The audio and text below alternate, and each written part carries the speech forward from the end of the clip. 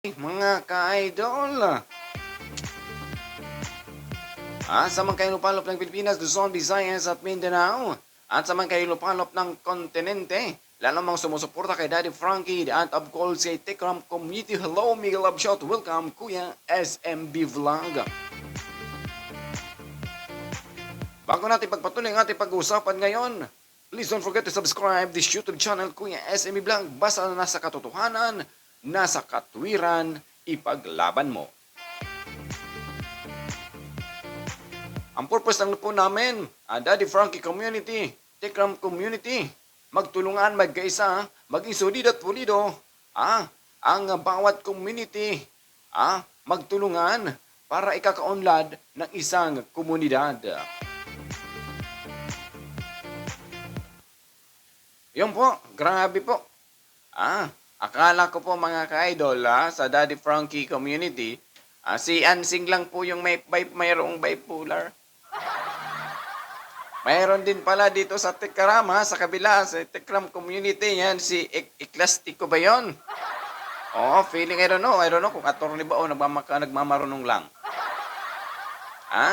Hindi alam kung anong pinagsasabi.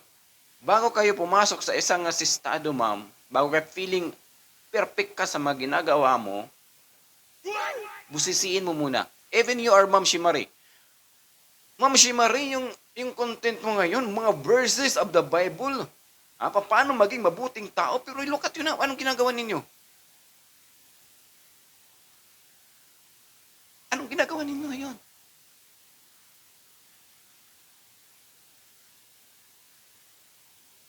Akala ko you are care.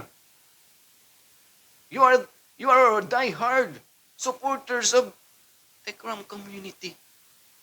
Anong ginagawa ninyo ngayon? Sino nagpapagulo? Tumahimik nga ang kabilang grupo pero kayo pa rin patuloy pa rin kuda kayo ng kuda. You are really love of Tekram Community or you really love personal interest of this Tekram Community? Huwag na po tayo magkaila pa. Kasi napanood ko ang live ng isang eklesiastiko, na lang tawagin natin, busit na yan. Sorry Kasi hindi po siya, feeling attorney po yan. Feeling perfect na. Para sa'yo, tama ka because that's your mindset, ma'am. Oy, ma'am na lang, respect man. Sige, ma'am. Pero wag naman ganung way. Okay? If you really love the Tekram Community, kung community ang binabasihan po ninyo dito, anong dapat gawin? Matanda ka na, ma'am. You are a teacher. Dapat magaling kang magbabalansin ng sitwasyon na hindi sa bawat estudyante hindi masasaktan. Dapat ganun din dito sa community of Tekram. Mas matino pa si Ansing sa inyo. Mabuti pa si Ansing direct to the point. Ang problema naman po sa inyo dito sa the Tekram Community, ang binabase niyo personal interest. Sa sariling interest lang ang inaano niyo dito. Pero doon naman sa Daddy Frankie Community, ganun din, pero ibang way. Request. Ang kanyang pinapa-error doon para lang sa needs dahil sa kahirapan ng buhay. Pero kayo, mga edukado, feeling attorney, feeling perfecto. Yan si isa pa. Si Pisti Askal ba yun? Askal ba yun? Ano? Ay sir, wait lang. Before tayo mag-react, busisiin muna natin yung kwento. Hindi yung panay kuda tayo. Yeah? Kung ano ang mistakes nito. Sa lahat po, nagkamali ang unang ugat ng issue na ito, si Ma'am Shimari. Kasi kung anong nangyayari ngayon ng mga issue, kung nagkukunik-kunik ng mga issue, branches na lang po yan sa ginagawa ni Ma'am Shimari. Yan po doon ang katotohanan. Huwag na po tayong paligoy-ligoy pa. Kung sino ang nagpapagulo of this community ng Tekram, si Ma'am Shimari. Alright? Ganun po ang punto ni Kuya SMB. Kasi mahirap naman ek-ek na feeling nga, tama kayo, nasa mali dito sa kabilang grupo ng mga The Pure Heart, kami dito. Tumahimik na kami, di ba? I always content you, but you are stop. But sabi ko, okay na. Nag-stop na si Ma'am Shimari. Pero, nag-stop ka nga. Agoy, kinugo. Nag-stop ka nga, you're the best. Mga verses, grabe naman, palakpakan, nag-stop na talaga si Ma'am Shimari. Putang ina. Live? May binabanata na tao, pero nandun ka? Sino hindi maaano sa'yo? Wag kang pagpanggap na mahal mo si Tikram. If you really love Tikram, Ma'am Shi, matanda ka na eh.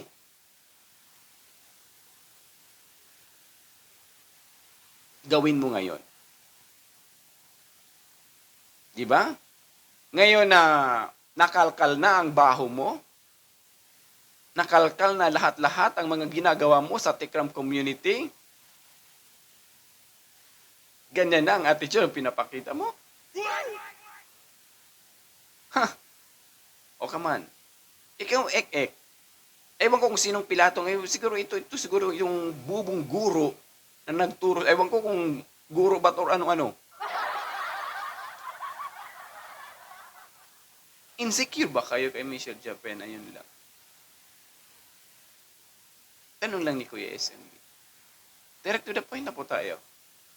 Binigyan ko na ng panahon ang itong issue kasi actually ngayon nasa Daddy Frankie na community si Kuya SMB, nagko-content doon kasi okay na yung Tikram community.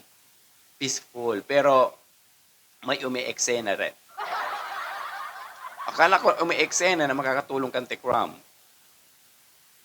Hindi pala. Bakit? Ma'am Shi, gano'n na ba? Wala na bang sumusuporta sa'yo? Supporters of Tikram, yan si Ik-Ik, Ma'am Shimari. Si Ma'am Shimari talaga yung nagpapagulo dyan. Ang banat niya hindi pa harap mga kaidola, patalikod. Siya ang ugat kung bakit nagkakagulo ang Tikram community. Mabuti pa si Ansing. Kasi si Ansing, ang point lang niya is yung magkaroon lang siya ng personality sa motor, rep. Ngayon bago, vlogger na daw siya. Pwede daw siya maging vlogger, supportan lang Daddy Frankie. Okay yun, walang problema yun. Basta supportahan. Pero kayo naman dito, kayo po yung may magandang isip. Wag ko kung mas malala yung bipolar po ninyo. Ito yung insecure ito kay kay Michelle Japan. I don't know. Again, ulitin ko, the supporters of Tikram, you listen to this carefully. Balasin niyo yung sitwasyon. Kung sino ang nagpapagulo, patayin niyo yan. Kasi like Ma'am Shimari, hindi siya makakatulong sa community of Tikram dahil tingnan mo. Nakalkal na ang kanyang baho. Pero hindi niya natiis na makaganti. Anong ginagawa niya? Pumunta sa ibang tao. Ibang tao ang ginagamit. May I right? Tama ba ako? Ma'am Shimari, tama ba sa SMB? Tama, di ba? Wag kang, again, ulitin ko po, Ma'am Shimari. Wag mong gamitin ang Bible sa kagaguhan mo po mo. Wag mong gamitin ang Bible. Nakakahiya ka actually. Nakakahiya kang nilalang sa ibabaw ng mundo. Totoo po yun. Yan si Ik-Ik naman, di mo alam kung anong pinagsasabi. Doon na tayo sa buod. Huwag na tayo madamay ng ibang tao na makuha lang ang ating personal interest to ma-insecure tayo. Kung ma-insecure ka sa tao, directin mo na. Direct mo na. Marami ka pang it-ed eh. Anong pakialam ng community ng Tikram sa mga galit ninyo sa bawat isa? Anong pakialam ng community ng Tikram kung galit ka, Ma'am Shimari, kay Japena? Ikaw naman, Ik-Ik, galit ka kay Japena. Wala silang pakialam. Sino kayo? nakikigamit lang kayo sa pangalan ni Tikram. Di ba? May sarili ba kayong community? Wala. Again, uulitin ko po sa mga supporters of Tikram. Nang naamoy na ang tunay na baho ni Ma'am Shimari dito sa Tikram, yan ang ginagawa. Versus ng kanyang mga content. Versus na ng kanyang content, pero sa kanyang kaloob-looban, nandun ng bukal ng gigil sa isang tao. Sabi ko nga sa iyo, Ma'am Shimari, wag mong ipakita sa tao na ikaw ganun, na pero deep inside hindi pala. Kasi ikaw ang mahirapan diyan. Baka ma-stress ka diyan, ako baka mahirap na magkaroon ng psychosis. Mahirap magkaroon ng psychosis. Anong dapat gawin? Behave ka na lang siguro. Kung wala kami content, go. Bakit? Hindi ka pinapanigan ng mga Tikram community supporters? Dahil sa kagagawan mong kabastusan, kagawan mong ikakagulo ng community, dahil sa sarili mong personal interest mo, na hindi na medyo umaaring king ngayon. O ganon. Ikaw naman, si ano naman, itong yung naghanap ng kakampi din naman, ewan ko kung ano to, be careful. Kasi mahirap naman manghimasok tayo nang wala tayong bala. Alright? Kung if you are really love Tikram, huwag kayong gumawa ng way. Bisisiin nyo. Doon kayo magbase kung saan nagmula ang issue sa ugat. Kung sa puno, halimbawa ito puno, ito ay siyo. I-demo ko kasi iba dyan bubo eh. Ito branches issue, maraming involved ng mga tao dito, bla bla bla, chup. Ito ay Ma'am Shimari, makinig ka. Ugat. Sino nandito sa ugat? Nandito si Ma'am Shimari. Siyempre matanda na yun, di ba? Dito, just lang. Ito, issue. Noon pa to eh. Lahat ng issue kung mayroong, kung nakakaroon dito sa the community of Tikram, lagi involved yan si Ma'am Shimari. Huwag kang pakiala dyan, Ma'am Shimari. Huwag kang i-choose pala ka dyan. Ayan. Anong dapat gawin para mawalang issue dito na masira sa Tikram? Putulin. Or patayin na lang ito. So that the issue will end. The issue will stop. Alright? Ganun lang po doon.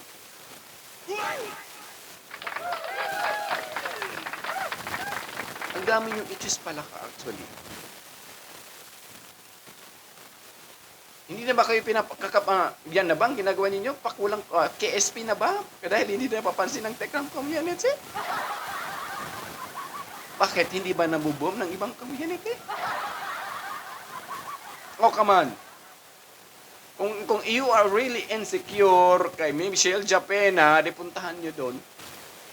Hindi pa marami pa kayong alibay, marami pang nadamay na tao. It's just direct to the point na po tayo. Huwag kayong feeling attorney, wala kayong feeling mabait, huwag kayong feeling inosente na nakakatulong kayo sa Tikram community. No, big no. Kung pwede lang magmura. Ba't hindi naman gumura actually sa SMB? Nakakaya naman kay Ma'am Shimari versus yung kanyang mga Sabi ko, Ma'am Shimari, kung ano mga verses ang ginagawa mo sa yung channel, content, what I mean, i-adapt mo sa sarili mo para makakatulong din yan sa iyo. Alright? Asensya na po sa mga ka-idol na medyo nag-ibang lihis ang ating content. Kasi, po ni Kuya SMB lang talaga na may ayos ang community. Ayaw ni Kuya SMB yung community na may nagpapagulo, di ba? Ayaw natin. Gusto niyo ba masira ang community ni Daddy Frankie, di ba? Anong dapat gawin? Kukuutin natin yan kung sino nagpapagulo ng community. Itatapon natin sa basurahan. Yan si Ma'am Shimari. Oo. Matanda na yan. Pero yung kanyang isipan, bata pa rin. Ewan ko kung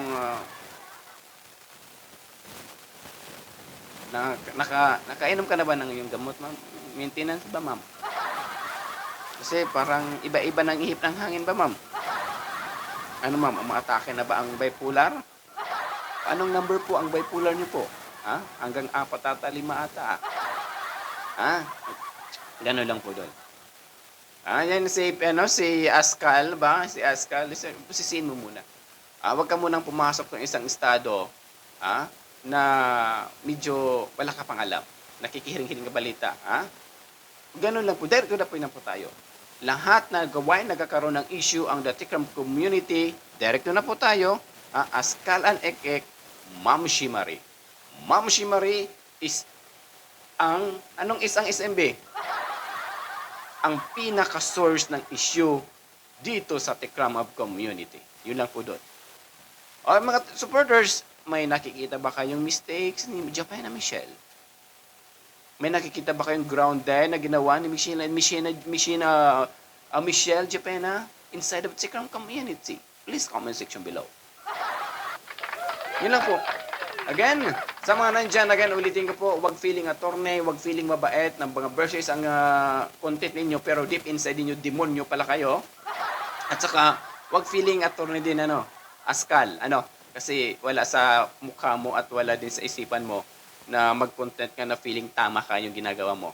But your advice, your reaction as a reactor of yourself is maling-mali talaga. Para sa sarili mo, tama ka. However, sa ibang taong nakikinig sa iyo, dapat yun ang papansinin mo. If you are really talented and diehard supporters of the Tikram community, na wala tayong madadamay na tao dito. But ito lang tatandaan ninyo, andun lang po tayo magbase sa mga mali. May mali ba na ginawa si Michelle Japena sa in the Tikram community? Wala. Si Ma'am Shimari, may nagawa bang mali dito sa Tikram community? O mayroon. O si Ek, nakikialam lang yan SMB. Na feeling alam lang niya, feeling tama siya. Di ba? Tikram your heart, solid supporters, and of course, Tikram supporters. Magbusisi, magkilatis ng maayos. Kung sino ang nakikita yung legit, doon kayo sumuporta. Doon kayo sumuporta. Kasi mahirap na sumuporta kayo ng mayroong bipolar kasi paiba-iba ang ihip ng hangin. Anyway, hanggang dito na parang si Ansing din. Paiba-iba ang ihip ng hangin. Paiba-iba ang desisyon. Yun lang po doon. Binigyan ko na kayo ng time. Kasi grabe na yung mga pinapakita nilang hindi maka-Diyos, hindi makatao, kasi ang pinapairal nila dito sa kanilang kasamaan ay ang kanilang makasariling pang-uugali na hindi na umaarangkada ngayon dahil nakalkal ni Michelle Japena. Kaya kung hindi nakalkal ni Michelle Japena sa ginagawa ni Ma'am Shimari, magkakaganya bang panggigigil si Ma'am Shimari kay Michelle Japena? Hindi. Alright? Okay na tayo din, Askal, Huwag tayong feeling tama ka. Kahit ang gagawin mo, mali kang mali. Ikaw naman, Ma'am Shimari, kahit hindi mo man denier si Michelle Japena, marami ka pang dinadami na tao, putragis kang matanda ka, be careful next time. Marami nang gigigil sa'yo. Yung title ni Ek, yung title ni Ek, kinakainis na ito. Hindi lang talaga kinakainis ng lahat si Ma'am Shimari. Yung hindi pala, yung iba, yung diehard supporters niya. Sila the community, yung mga vlogger na mga belong sa kanya. Yan. Kasi nandito sila, hindi kay Tikram, kundi sa kanya. At kay Ma'am Shimari sila dito. Kaya wag po na tayo magtaka, kung medyo sinusuportahan nila si Ma'am Shimari. Dahil nga, mas mahal nila si Ma'am Shimari. Kay Daddy Sig, nakikigamit lang sila naman, di ba? So, mas mahal niya, mas mabigat ang timbang nila kay Ma'am Shimari kaysa kay founder ng Tikram, na si Ram. Hanggang dito na lang muna tayo mga kaidol, Dahil may gagawin pa sa SMB na malaom-laom. Again, nagganito sa mga dyan, hindi again, as of supporters of Daddy Frankie, and of course, supporters of Tikram, ang nandito lang si SMB, magkaisa, magtulungan tayo, mag-isolid at pulido ang community. Basta ibasura ang nagpapagulo nito sa punto por punto. Hanggang sa muli na lang, again, Miguel Love shoutout, Sir Daddy's Frankie, and of course, sa mga supporters ito na nagmamahal. Salamat sa pagsusuporta nyo kay Kuya SMB. God bless. Mabuhay po tayong lahat.